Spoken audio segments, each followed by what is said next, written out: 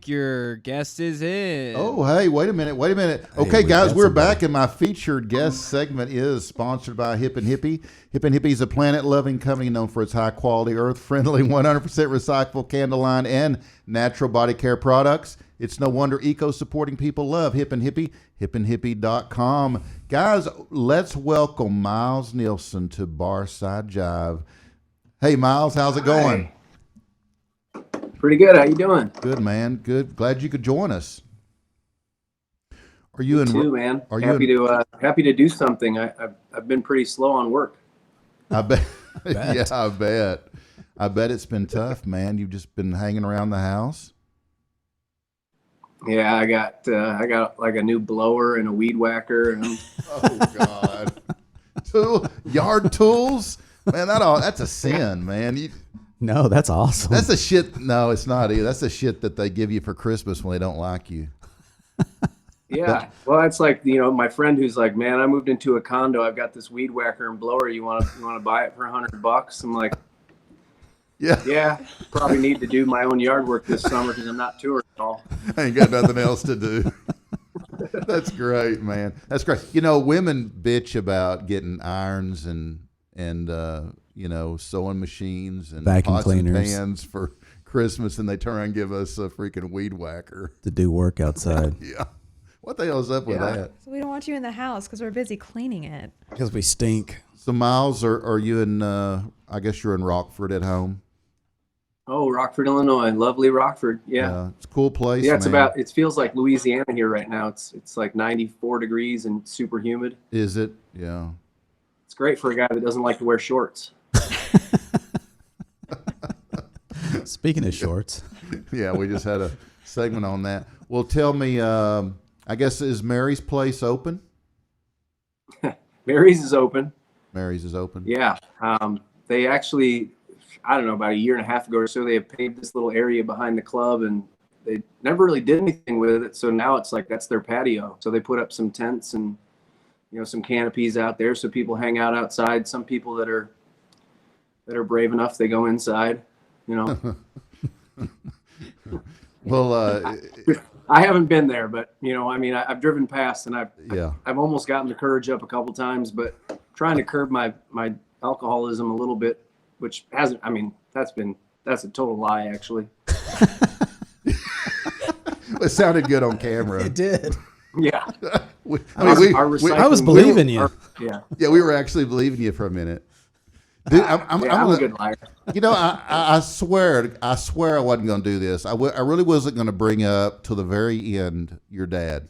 Okay, I just wasn't going to do it because I want this to be your time. I want to talk about your music, your life, your music, your thing. But my God, you look so much you look so much like him. Now that I see you up close, I never thought that. Like in the photos that I have, and oh, there you go. I never realized that you look so much like him. But God, yeah. Yeah, there's no mistaking me for the mailman, as they say. There's definitely you're definitely when we're next to each other, it's like foreshadowing what I'm gonna look like in the future. And I like tell my wife, I'm like, sorry, Kelly. Right. Downhill from here. So I really want to know, Miles. I know this is just a question that every goofy interviewer asks, but I want to know because I'm really curious and I like to hear the stories. But I like for you to go back and just tell me how this music thing got started for you. And I know it's kind of corny because your dad is Rick, and if people don't know, he's the guitarist for Cheap Trick, co-founder of that band. But I know growing up in that home, you can't ask for a bigger influence in music. But how old were you really when you were like, I want to do this? Well, I had these weird, like when I was like 4 years old, we put this band together that was like, me and my preschool buddies. And, my dad sent me a photo the other day, and he was like, this was your first band practice. I was like, and I could name all those kids from preschool. I was like, well, that was Jonas Garvin on guitar. That was Chris Carbone on bass. That was Cody Sundberg on drums. And that was me on rhythm guitar and vocals. We all had our shirts off. I mean, no way. You were that young? Yeah. Yeah, we were, but I didn't know what I was doing. I didn't know how to play the guitar at all. I was just, I didn't know what I was doing. So fast forward till I was playing, I was the, the second chair trumpet player in jazz band, my seventh grade, and the kid who, that's when Appetite for Destruction had come out.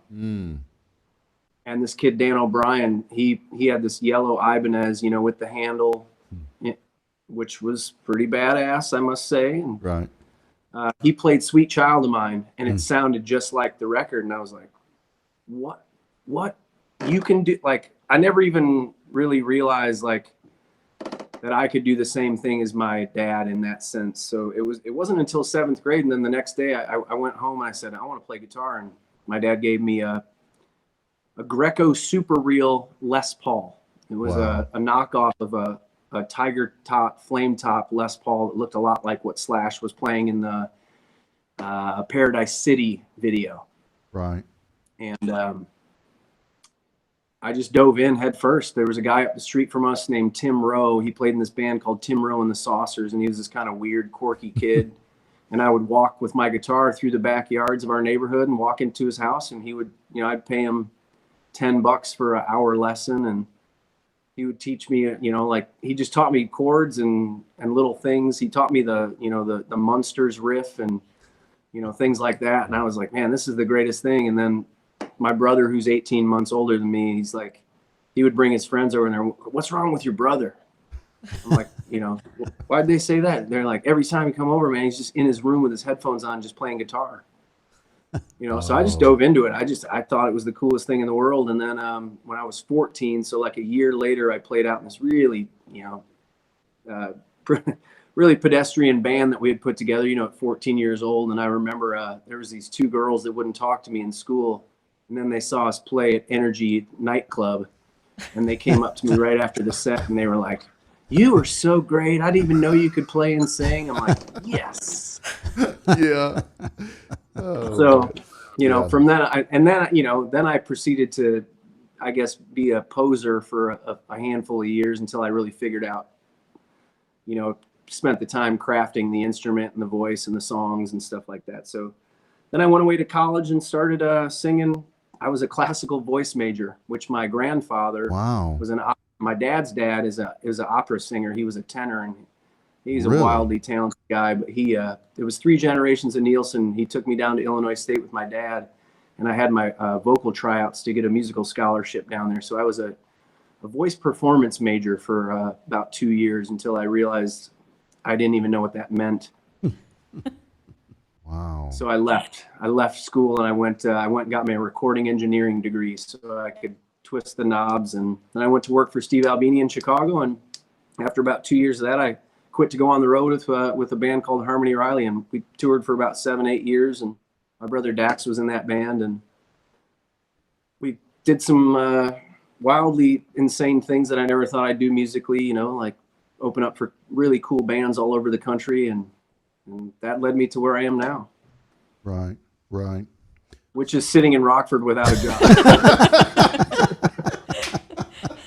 That's the music business, isn't it, Miles? Yeah. Oh, what a great job. Yeah, man. God. It is a great job. I mean, it is a great job when you're not inside of a pandemic. I mean, it really is. It's like, it's the coolest job in the world. We did a couple tours of Europe the last few years, and I'm like, pinching myself sometimes when we're over there and we're playing and people know our music clear across over. And you're in Spain and, you're like, what's wrong with these? How do these people know our music? And that's the beauty of the internet. Yeah. So, yeah, it's those kind of things where you feel pretty lucky. And then when things like COVID hits, you're lucky that you built a fan base and you got people that'll tune in and support you on some live streams and weird things like that. And you're singing into a phone. There's nothing more awkward than that. Right. Yeah, without that audience participation, it's a different world, right? Sure is. Yeah. We ended up putting a laugh track, a boo track, and an applause track on my sampler. So at least after the songs now, we can hit that button and get some experience out of it. You don't hit the boo much, do you? Kelly hits the booze on me more than I does hit him on myself for sure. Oh man.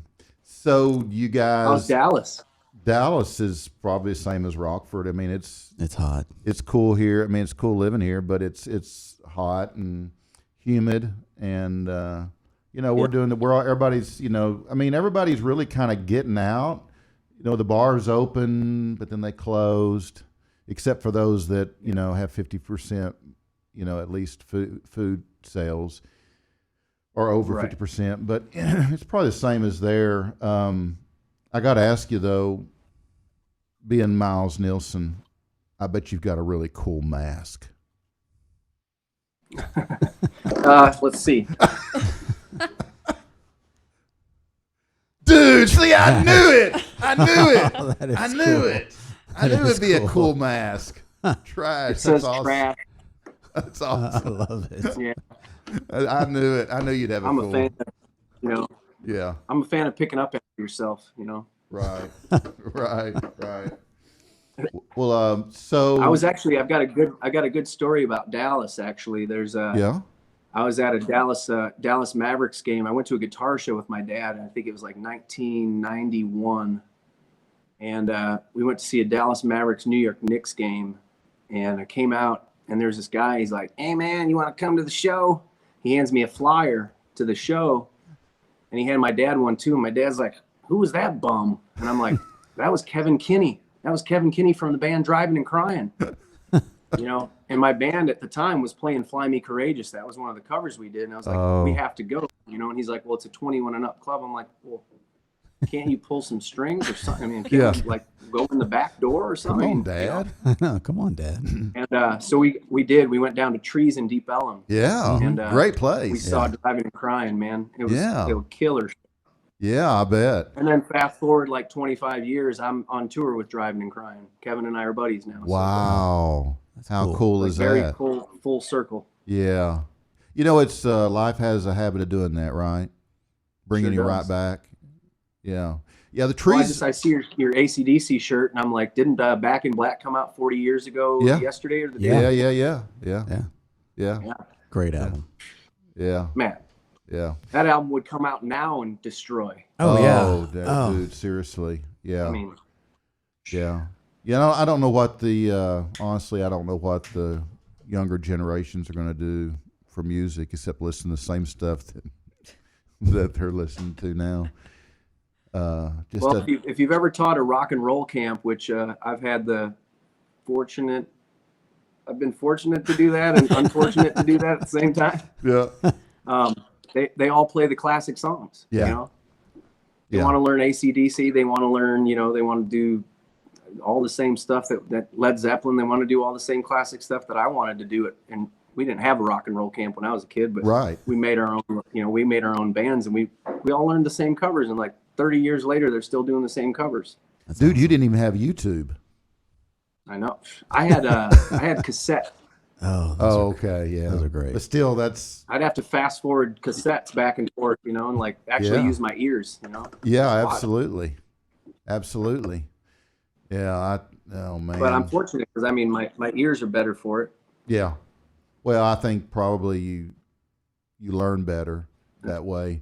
I mean, because it makes your mind think, right? You're forced to have to use your head. It's not as I think it's that's a good thing from a learning. Yeah, I'm terrible at the tutorials on YouTube. Even I'm fortunate when they are like, here's how you replace the heating coil in your dryer. Yeah. Not when I'm like, this is how you play Cashmere. I'm like, I can't concentrate on that.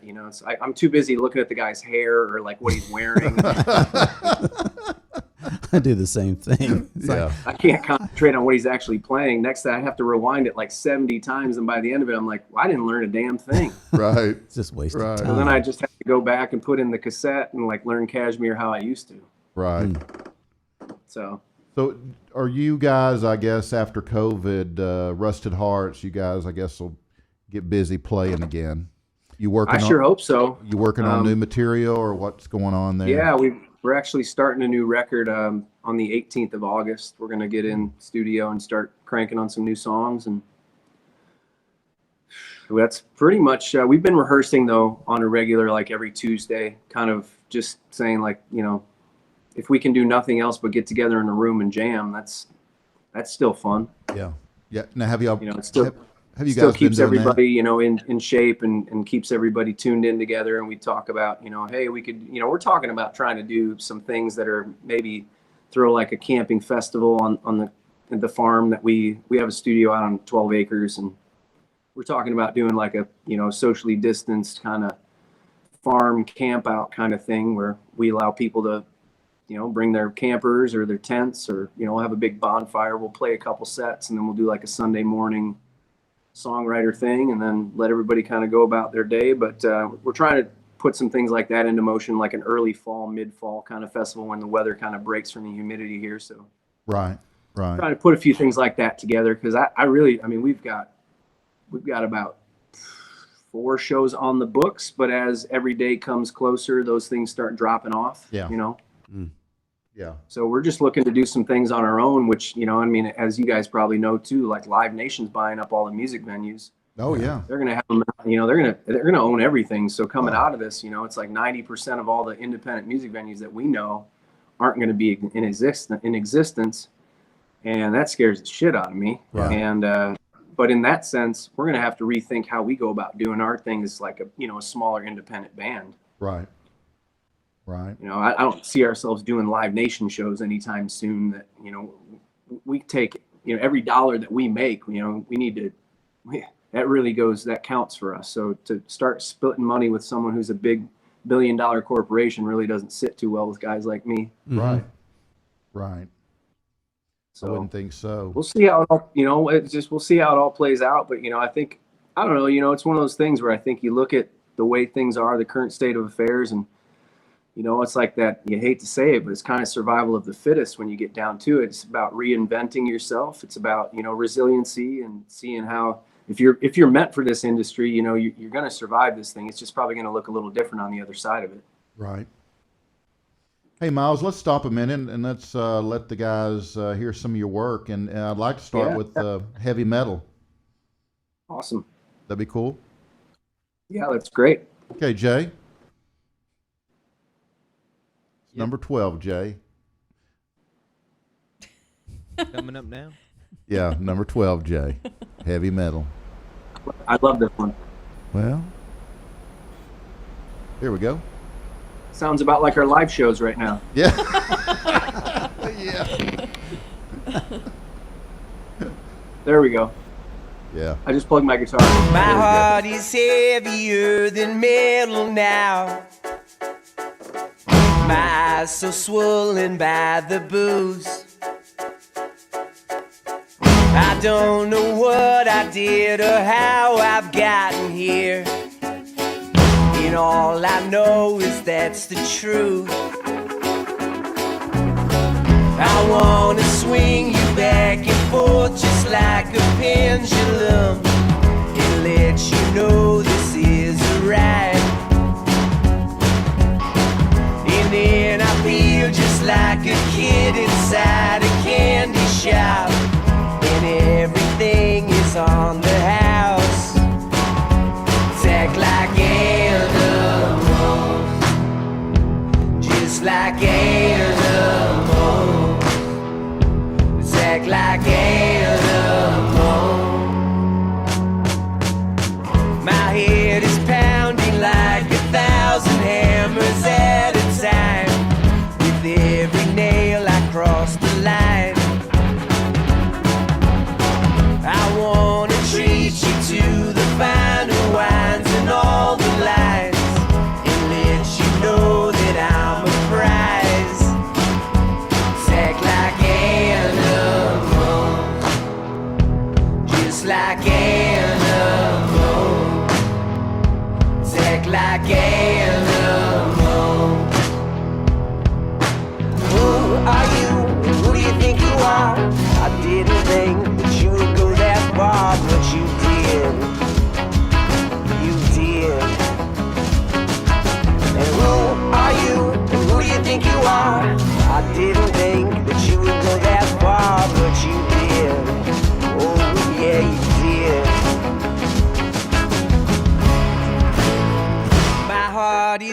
heavier than metal now. My eyes were wild, you were loose. I don't know what I did or how you've gotten here, and all I know is that's the truth. I wanna swing you back and forth just like a tire swing, and let you know that I'm right. I wanna feel just like a kid on the 4th of July, with fireworks inside my eyes. Act like animals, just like animals. Act like animals.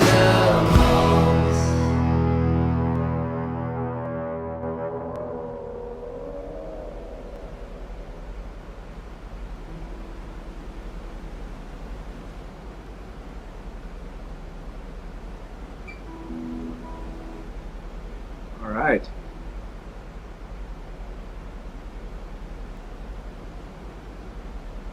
What's the internet connection here? Yeah, I love that. Great song. It is. Miles, you want to speak to that video? Yeah, well, if you saw the guy at the end, actually, he passed away last year. He was our road guy for a long time, named Ski Cat, and that was our friend Melissa. She works in Chicago now. She's gotten a bit more popular, and she doesn't. She lives in there, and we're gonna work on some new videos with her coming up. But we were planning on doing a couple new videos for Obahoy, and we had them all sketched out and ready, and then the industry shut down. So we're gonna pick back up on those hopefully soon. And we actually did it in an abandoned space right down in downtown Rockford that used to be a bowling alley down there that actually Bill Ski Cat worked at, which was like it came totally again full circle into that situation. Was he's like, yeah, and he's like pointing out where the bowling alley was, where the bar was. Wow. And like, pretty wild. We did that. We shot that over the course of 2 days in that space, and yeah, I love the Firebird. That's a guitar that I want to bring back out on the road when we can get back out on the road. Right. Right. A lot of things are when we can get back out on the road. Right. The whole reason that we're here today is because of Bill and Ski Cat.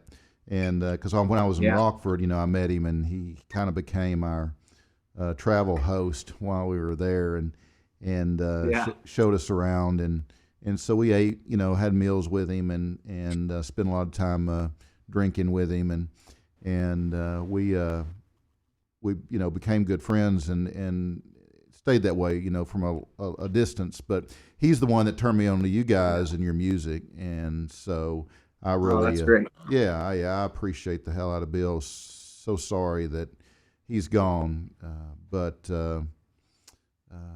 we've always got those memories. So. Yeah. Hey. I mean, we got a lot of good ones with him, though. A lot of miles traveled on the road with that guy. yeah, because he was your guitar tech, right, for quite a while. Yeah, he was our guitar tech for like, 6 years. 6 years. Yeah. So, and I'd known him. He had worked with past bands too. In and out for years. So I'd known him for 15 years. So I mean, we had known each other for a long time. And okay, gotcha. He's a great guy. Just super nice, sweet human being. One of the good ones. Yep. It was tragic to hear that he was gone. Yeah. There's a thing that people that drink a lot of alcohol do, though. They forget to eat. Yeah.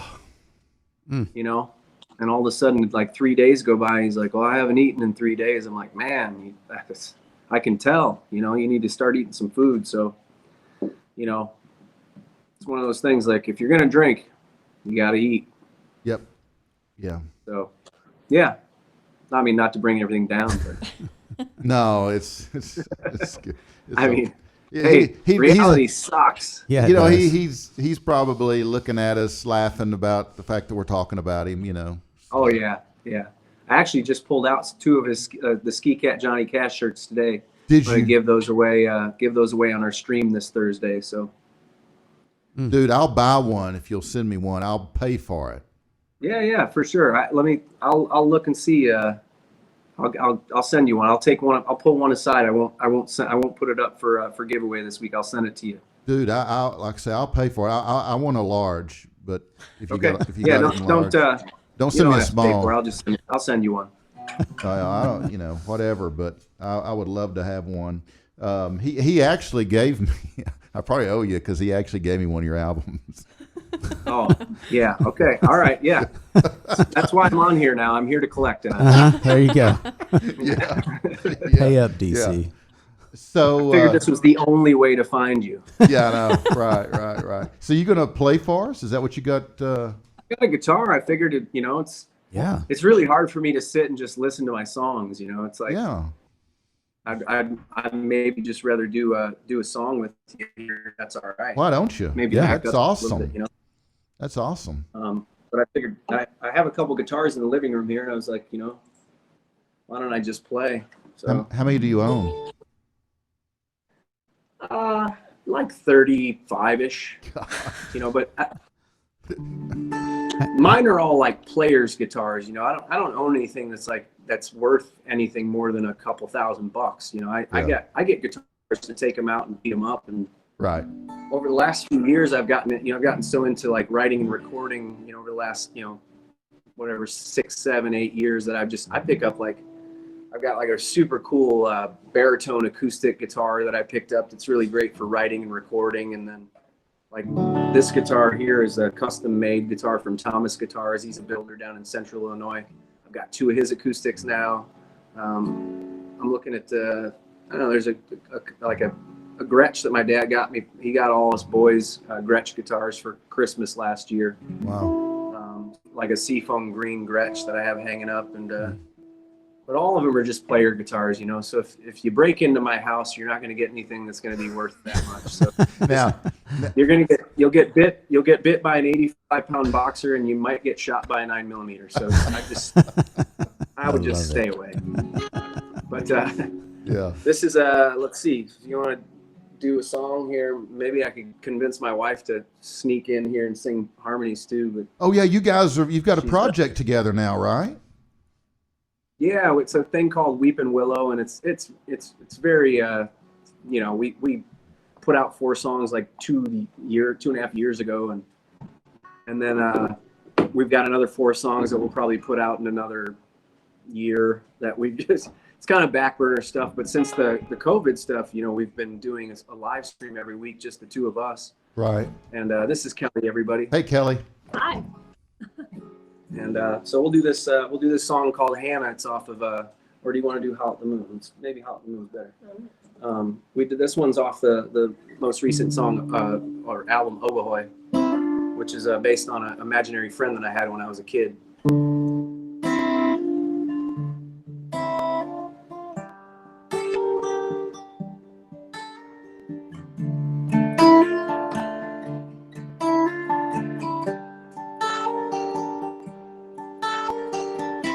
When it sings like a broken record, I guess I feel like I always have. Well, I can see if you're overloaded and like our love just won't resume.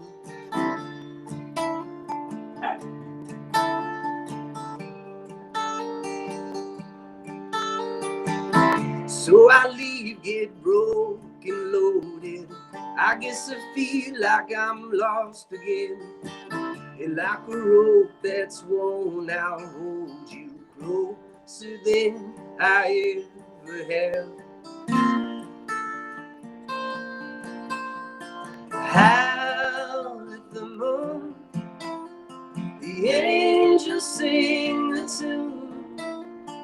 Howl at the moon, the angels sing the tune. Howl at the moon. We'll take a drive to the middle of nowhere. I'll paint a picture just for you. I dance around until the sun sets, until I catch up to you. And then I feel like I'm growing colder, colder than it's ever been. Howl at the moon, the angels sing a tune. Howl at the moon, the angels sing a tune. Howl at the moon.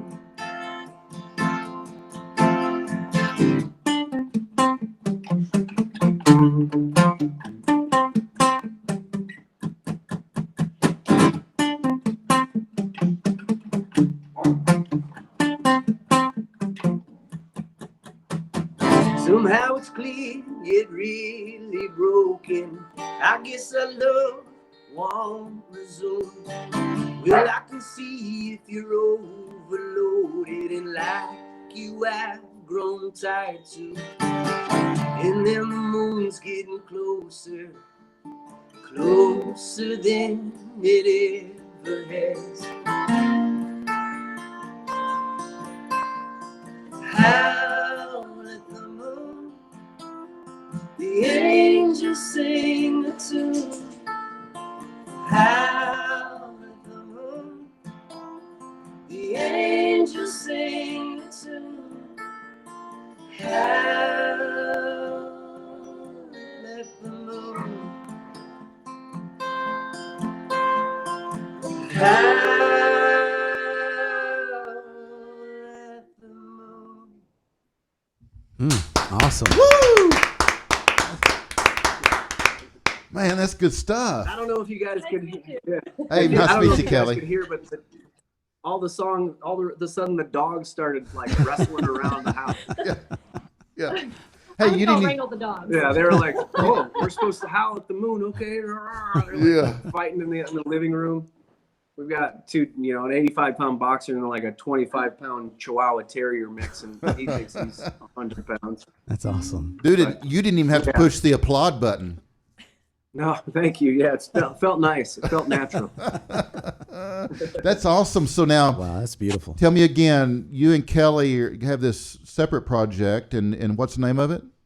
It's called Weep and Willow. Weep and Willow. Yeah, we were trying to think of a band name. We were like, what's something that we have in common that we really enjoy? And we love Weep and Willow trees. Yeah. And I was like, well, what about Weep and Willow? And then, we always get the, well, who's the Weep and who's the Willow? I'm like, well, I cry at Disney movies, so I'm probably the Weep and she's probably the Willow. Yeah. Probably about right. Yeah. So have you guys do you have a EP? What do you guys? Yeah, we have one EP that's out right now, and it's you can get that on my site, and then you can also stream it on all the platforms, all that stuff. Okay. And then we have another 4 songs that are almost done. We're gonna start working on those again in August when our producer Dwayne is coming to Rockford. So we're gonna hopefully get those pretty close to finished in August too, because I mean everything's done except for the vocal takes on those tunes. Awesome. Yeah. Awesome. So if they want to purchase that project or as well as the Rusted Hearts, they just go to your website. Yeah, it's just milesnielsen.com. As long as you can spell it with all E's and no O's, you're going to find me. There you go. You'd be surprised how many people, it's like they get the website correct, but then they spell my name wrong. It's pretty good. Right. Good. So do you want to introduce the guys in Rusted Hearts? I know a lot of you, or most of the band, have been together a long time, right? Yeah, man, we're going on 9 years of all the same guys playing in the band together. The longest running guy in the band is Daniel James McMahon. He's the guitar player. Mm-hmm. He sings background also. And then Adam's second in line, Adam Plowman. He's a multi-instrumentalist. He plays clarinet, soprano sax, alto sax, tenor sax, bari sax, keyboards, vocals, percussion. Wow.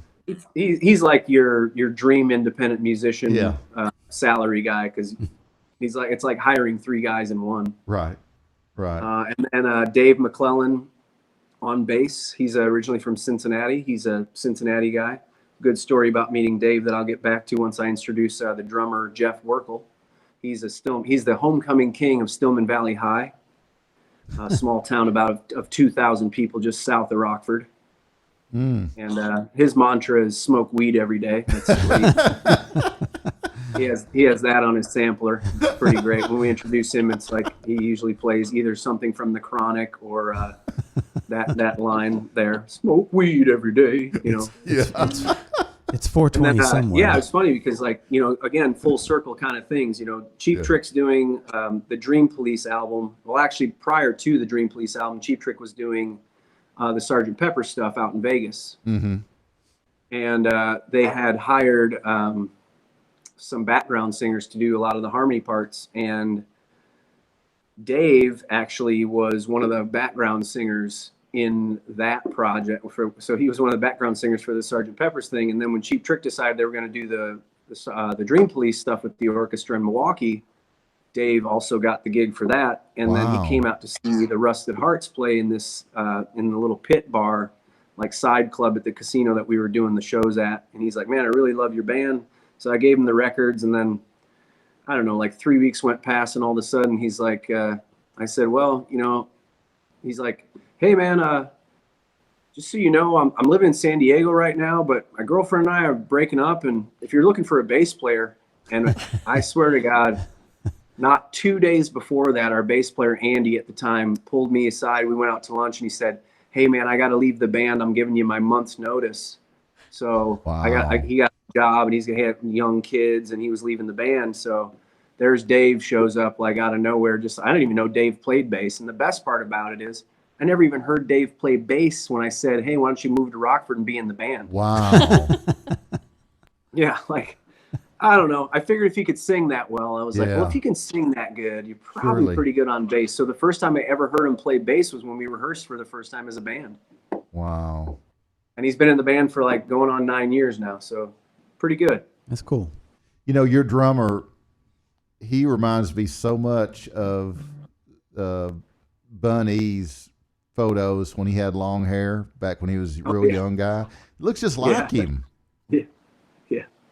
Jeff's got hair like you. He's got good hair like you. Oh, well. I don't know about that. But thanks. I'll take it. From the internet, it looks pretty good. Somebody needs to hit the applause button. I should have hooked it up. You should have. But you'd have screwed up and hit the boo, and then I'd have had a complex. Yeah. Then I would have been kicked off the show, and I never would have gotten my $10 for the album that Bill gave you. Yeah. Is it all that damn thing is? It's $10? Hell, I'd have gave Bill $10. Did he give you a vinyl? No, hell no. You don't have it on vinyl, do you? Yeah. No way. He gave me a CD. Just gave me a CD. But you have it on. $10. You have it on vinyl? Yeah, I'll send you one when I send you the T-shirt. Are you serious? Man, that's awesome. An autograph? I'm not doing anything with them right now. So. An autographed? I can do that too. Miles Nielsen vinyl? Are you shitting me? That's huge, man. That is. It'll be worth less when it gets to you. No, don't shortchange yourself, man. You got some good stuff, and that thing with you and Kelly. When people call me the son of Cheap Trick. Son of Cheap Trick. No, that thing with you and Kelly. That thing, I like that. I dig that. Oh, thanks. Yeah, that was good. Thanks. She's actually she sang on the record on that track too. So on the Rusted Hearts record. Yeah. You do good stuff, man. And I think that I've seen some of your videos, and they're really good. You said who produced them, but I love your videos. It's cool stuff, especially the one with the heavy metal with Bill at the end. It's just a cool look to it, and I like that. I got to ask you this too, though. You mentioned Cheap Trick, so I know Dax is your brother. He's the drummer for Cheap Trick now, but you seem more on stage like your dad, not to that degree, but Dax is really he must take after his mom, because you are more so like Rick is than he is. Yeah, I think Dax has always been in the back, so he's Yeah. like, and I've always been pushed to the beat, When I was in that band when I was 14, it was funny because I was the guitar player. I didn't have any interest in singing. I mean, I knew I could sing, but I didn't want to be the front guy. We had a front man. Yeah. And but as things go, people kept pushing me to the front. They're like, "Hey, we're going to do this song. Why don't you sing it?" And then next thing you know, I'm singing, and then next thing you know, I'm fronting the band. And anymore, I think in order to engage and get people to follow your band, you can't just stare at your shoes. I mean, shoegazing. It's like, if you come to our shows, you'll see that like a lot. I do a lot of crowd interaction. I'll, if you're in the crowd next time if you're at a show, I mean, I'm definitely making up a song about you for on the spot. Dude, you play at Trees here. You play at Trees here in Dallas, and I'll be there. I'll be there. Oh yeah. Well, I'm going to be down in we were actually supposed to be down there in September. We were going to play. They were doing this cool thing at the Mecum auctions, the big car auctions. Yeah. They started doing a guitar auction, and we were actually we were supposed to play down there for that, and I don't think that's happening. Wait, we're going to be down in Dallas not too long actually. I think Kelly and I are talking about making a road trip down there because we got one of my best friends growing up. He just moved down there with his wife. They live right in the heart of Dallas. We were down there for their wedding in when was that? January? Yeah, January we were down there. We had a great time, and then everything, shortly after that, everything kind of got weird and closed down. But I love Dallas, so I got a lot of good memories there. We played a 18th birthday, this girl's 18th birthday party at the Hard Rock Cafe, and they put us up at the what was that? What's that fancy hotel? The it's a one-word name. It's like it's got, I don't, anyway, it was really nice, but the security guard came out as we pulled up and he goes, "Excuse me, what are you guys here to do?" And we were like, "We got 4 suites, sir." Isn't that great? Oh, it's called the Zara. The Zara. The Zara. Hotel. Yeah. Yeah, and it was funny because they spoiled us rotten. They were like, put us up in these 4 really fancy suites, and the security guard thought we were just like, we were in our late 20s at the time, coming in hot, looking to just get wasted. And right. We're coming. And then he's like, "We're going to need to see some identification." I pulled out my room key. We all pulled out our room keys. And he's like, "Oh, all right." I'm like, "Yeah, see? Feels good. Never judge a book by its cover, man." Nope, that's Never right. judge a book by its cover. That's right. You'll get fooled every time. The Hard Rock's I mean, have you ever closed. seen Trading Places? Yeah, right. The Hard Rock's closed here. Is it? Damn.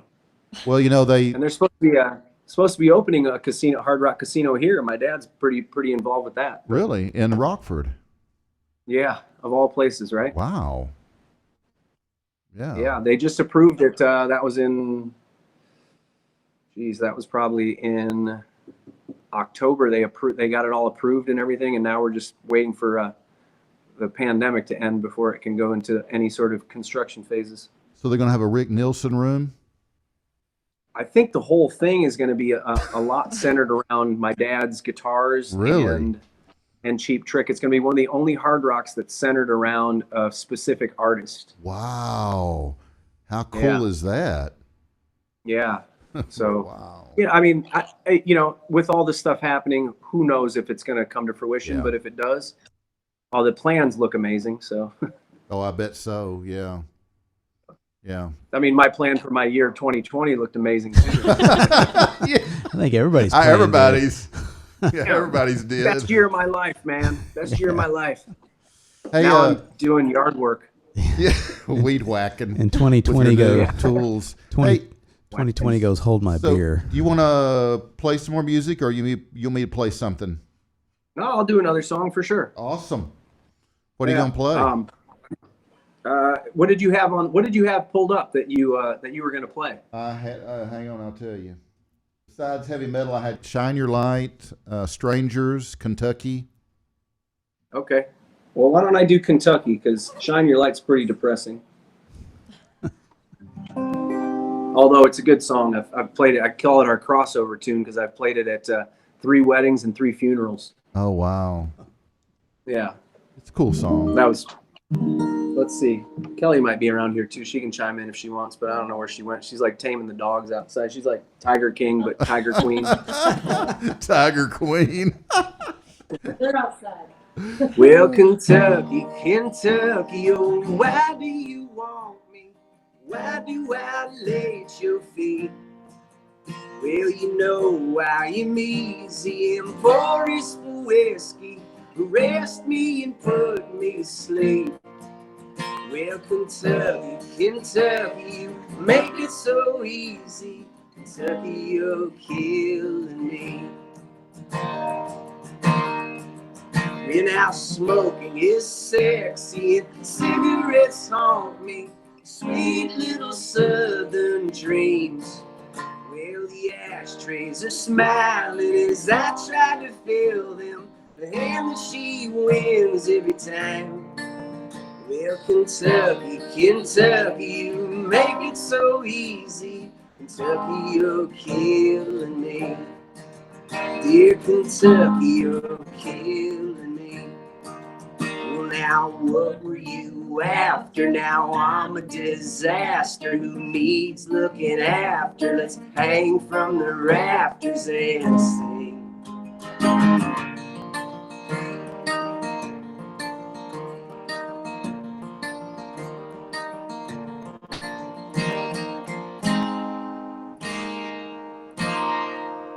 Well, Kentucky, Kentucky, oh, why do you want me? Why do I lay at your feet? All this talk about bluegrass and I'm seeing green.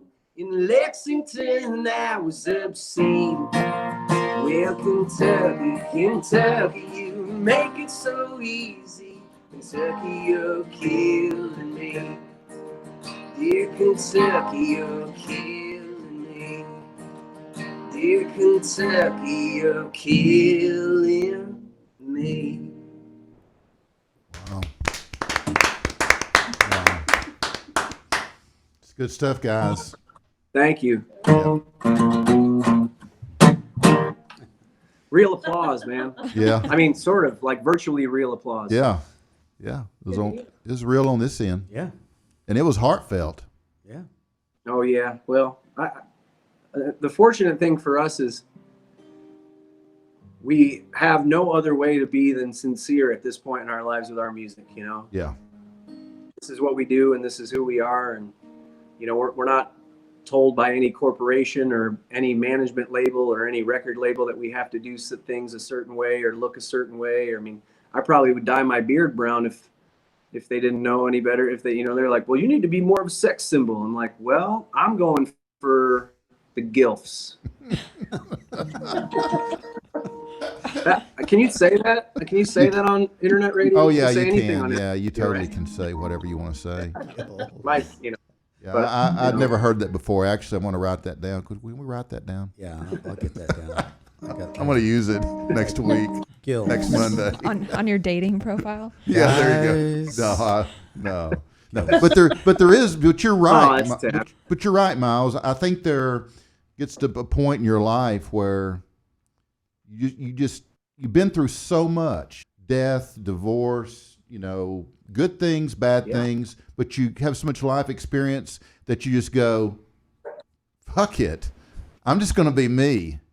And if you like it, great. If you don't, you know, if it holds me back, okay, cool. I'm still going to be me. And I think that you just get to an age where that's, you know, but before that, you're kind of still trying to dress to impress, you know. But yeah, I know. Spend a lot of your life, you know, worrying about what people are going to think, and you know, if you don't get a record label, if you don't have a record deal, if you don't, you know, and all those things, as you realize, like, you start to become more of a businessman, you know, in the sense of, you know, I always say, like, you know, it's my business, man. You know, like, Right. it's way more about that than it is about anything, because I've got kids.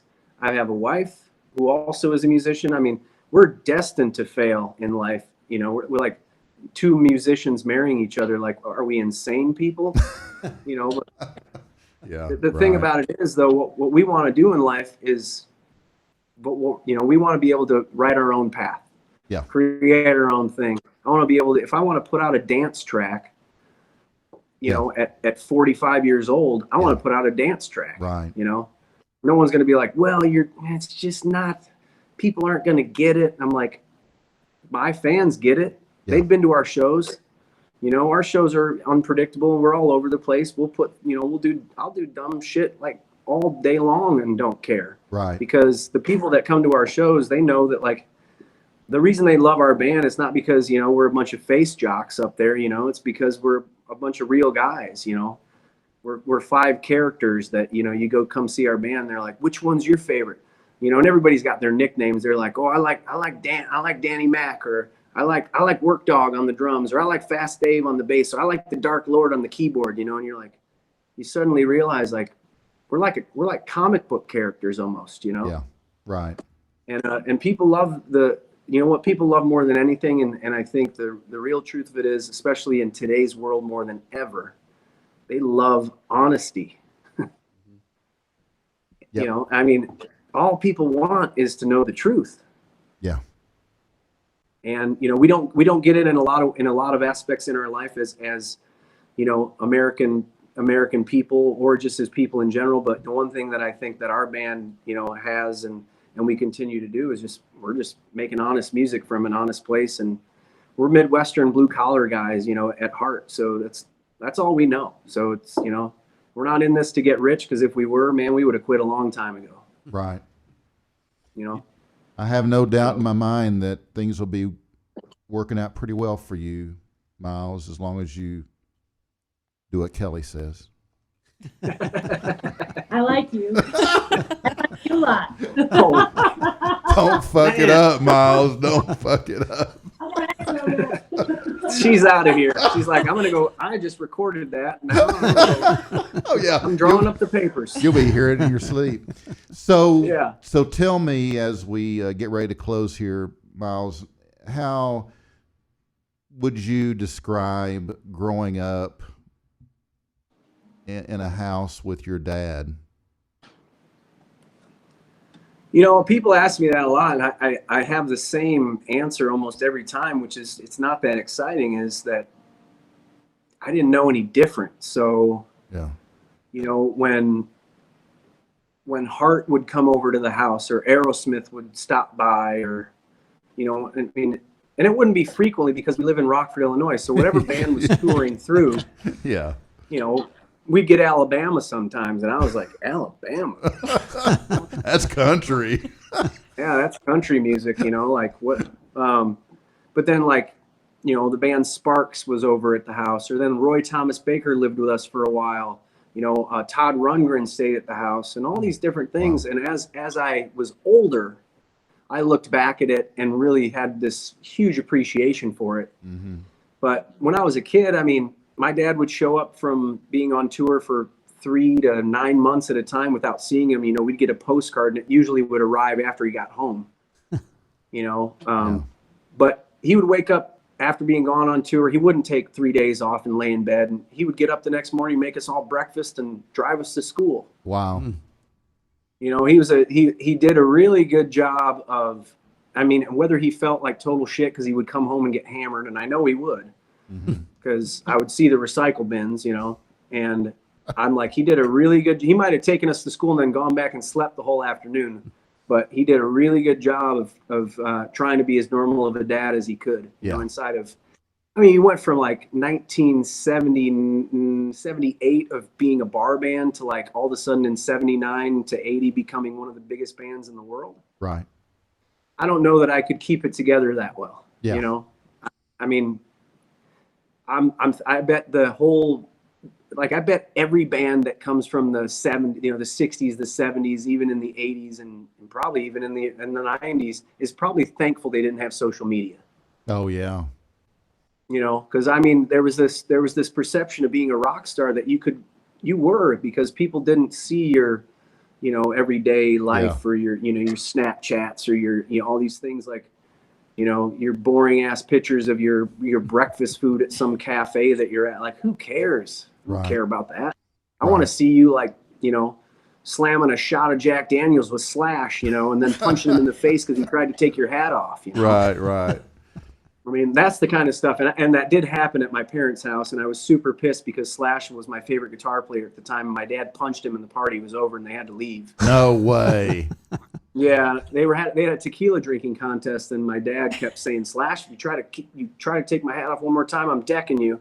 And he did, and they got in a fight, and it was bad. It just ended in, you know, the tour bus pulled away, and there's little Miles crying because, you know, I didn't.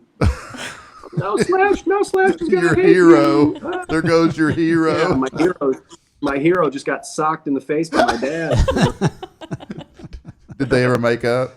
But, you know, I mean, things like that. I mean, how cool in hindsight. I look back and it was funny because to come full circle again, we're at a Metallica concert and Slash and Axl were there. Axl didn't really speak to my dad, but Slash came around the corner and he sees my dad. He goes, "Oh, hey, Rick, don't punch me." And they gave each other a real big hug. Wow. You know, so, That's and cool. then, you know, fast forward even further to we were playing at the Hollywood Bowl and Slash Snake Pit was rehearsing in the room next door to where we were rehearsing for Dream Police, and Slash played my guitar, my rig with Cheap Trick, and we sat and chatted for a while. And he was, you know, so you made up for those it. kind of things in life, you know. Yeah, Just kind of, you know, it's the pinch me and don't take it for granted because, you know, I've had a really good life and I want to keep having a good life. But I think in order to do that, you know, you gotta be a good human these days. And I don't know, I'm just trying to leave things better than I find it. Right. That kind of thing. Right. That's a good mantra. So what's the best advice your dad has ever given you? Don't sweat the small stuff. And always take the gig. You know, I missed them getting inducted in the Rock and Roll Hall of Fame because I got an offer to play a show in Mexico. Wow. And I called them up and I said, "Hey, you know, good luck this weekend, but you told me to always take the gig. So I'm taking the gig. I'm flying to Mexico. Kelly and I are going down and playing a show down there for a wedding, and you know, we're getting paid. It's going to be great." Wow. He's like, "Good luck. Hey, good luck with getting your gig." You know, I was like, "I don't regret it." You know. Right. I mean, I would have been like in the rafter seats anyway, and like they would have looked like ants, and I would have spent a lot of money in New York going out and, you know, buying $17 drinks. So instead, I got an all-inclusive trip to Mexico and made money. Right. Nice. Nice. Yeah. Gosh, we've just run out of time. I hate this part of the show because we got to go. But There's never enough time. There's never enough time, my friend. Never enough time. But I want to follow up and send you my address. That's for damn sure. Yeah. Send me your address. I'll send you the Ski Cat shirt, and I'll send you a signed vinyl. Oh, man. And can you hear the dog drinking now? I can. Yeah, the audio's pretty good there, I was going to tell you. Yeah. Well, Miles, this I've really mastered it over the last 4 months here on my iPhone. Yeah. Got I guess it dialed in. You had no choice, did you? Nope, no choice at all, in fact. I really appreciate you taking the time to do this today, and I appreciate Bill turning me on to you in the first place, and I wish you pleasure. all the luck in the world with your projects, and hope that, you know, later on down the road we can have another chat and continue where we left off. And then when you guys come to Dallas, you damn sure better let me know, because we're gonna meet up and I'll buy the beer. All right, sounds good. Yeah, I'll take you up on it. because I know you hadn't been working. So. That's true. Yeah. Yeah. Well, I appreciate you guys having me on today, and I just thanks for doing what you guys do, because you know, these kind of things turn people on to new music and new people, and you know, hopefully I didn't you know, disappoint your fan base, and nope, not at all. Hopefully we can do it again and we can chat and you know, remain in touch, and I'll send you some goodies. Absolutely, Miles. Thank you so much, and thank Kelly.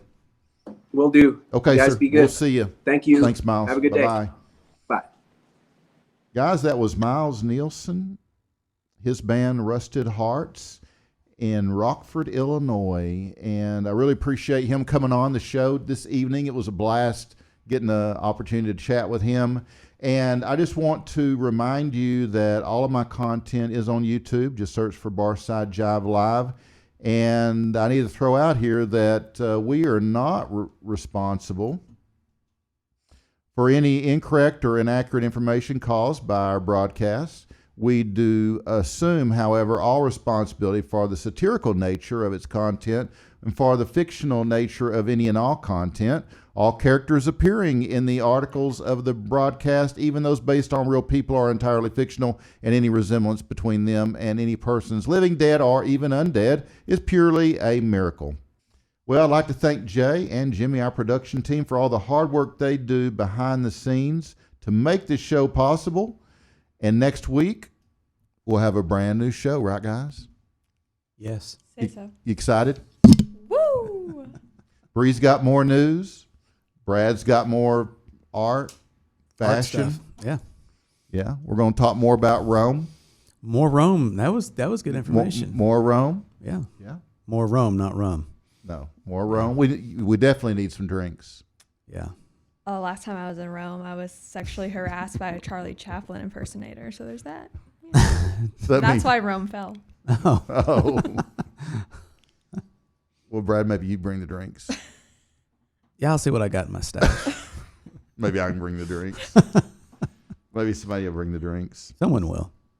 Well, guys, we do appreciate you hanging out with us this evening. We've had a blast. This show starts at 4 and ends around 6 because it's a few minutes after, but we are glad that you're here, and we appreciate your support of what we're doing here and hope that you'll turn us on to your friends and your family,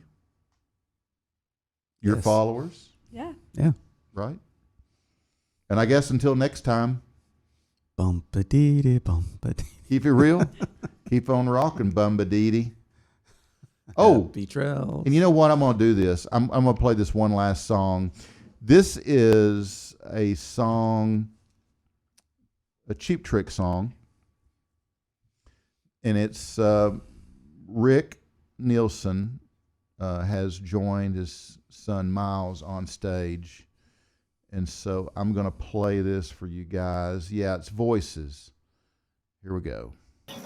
Hey, didn't you used to sing in a gritty street band? Oh, no, I want the one that's on the wall up there.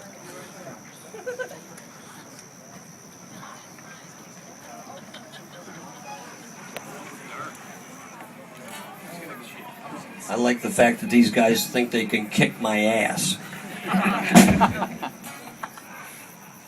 Maybe I don't, because they can. So. What are we doing here? What do I want to do? Leave and go home and rest up. Yes. That mic wasn't on, was it? Yeah. I thought we were going to play with your daughter. She's watching a movie For Miles.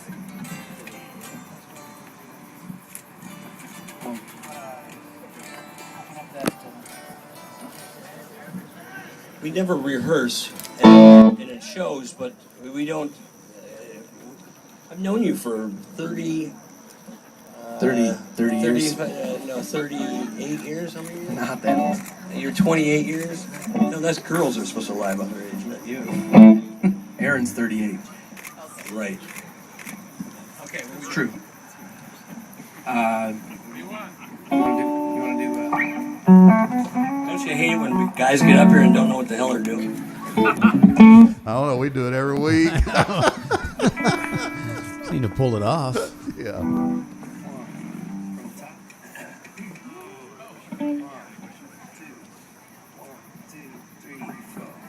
You didn't know what you were looking for till you heard the voices in your ear.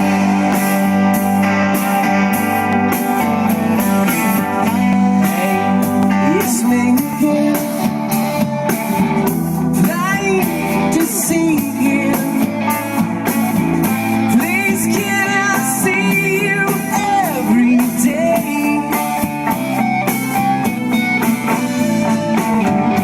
I'm a fool again.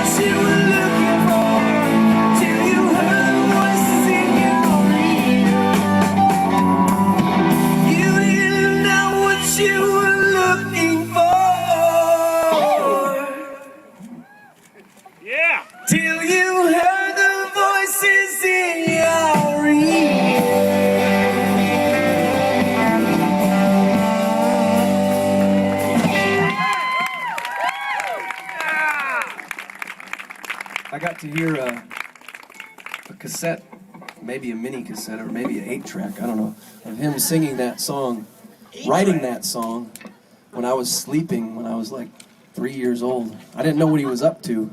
And then I find out, you know. Goofing off. Yeah. There was always a good pint glass around. Bye-bye.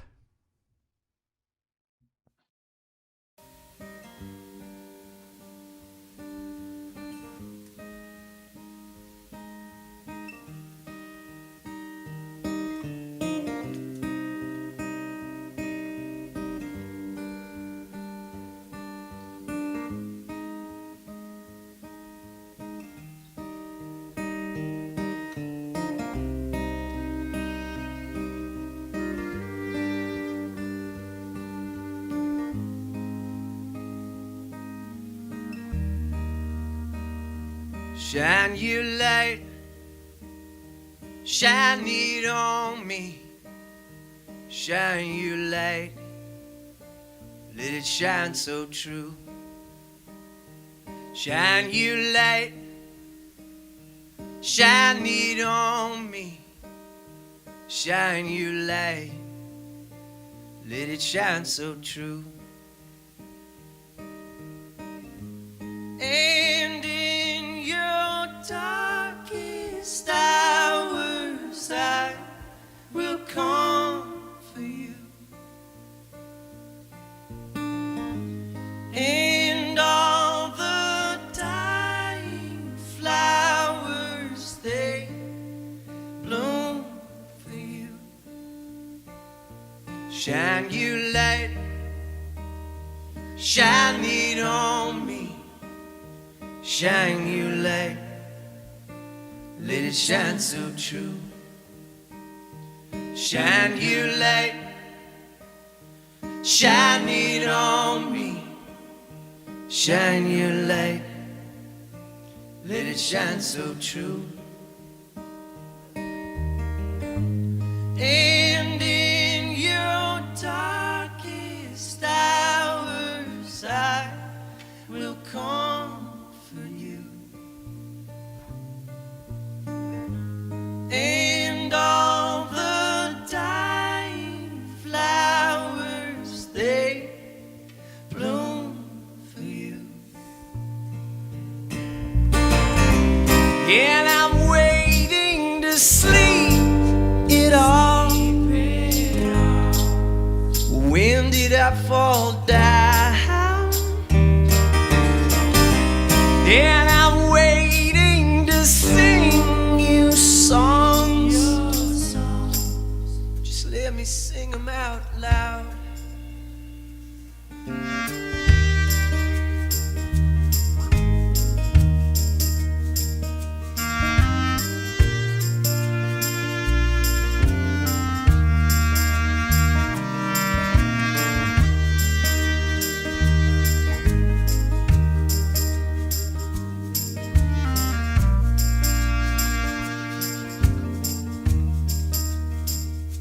Shine your light, shine it on me.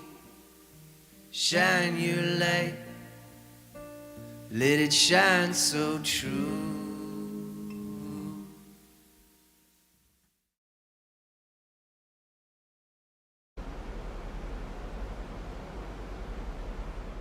Is you ready, Ski Cat?